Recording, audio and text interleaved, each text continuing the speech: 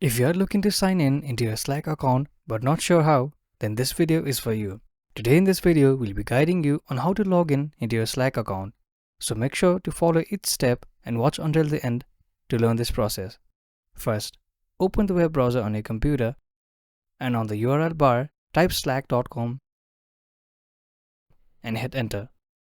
After this, you'll be directed to the Slack website, where you'll see the sign in button located at the top right near the search icon. Click on it to proceed. This will now take you to the login page where you can sign in using a Google account, Apple account, or email. If you created your account using Google account, click sign in with Google. If you use Apple account, choose the option to sign in with Apple.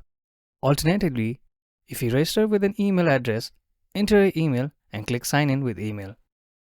After selecting the email option, a 6-digit code will be sent to your email address associated with your Slack account. Enter the code on the screen, and once it's verified, you'll be logged in into your Slack account. And that's it. A quick and easy guide on how to sign in into your Slack account. Thank you for watching. If you find this video helpful, please don't forget to give it a thumbs up and subscribe to our channel for more.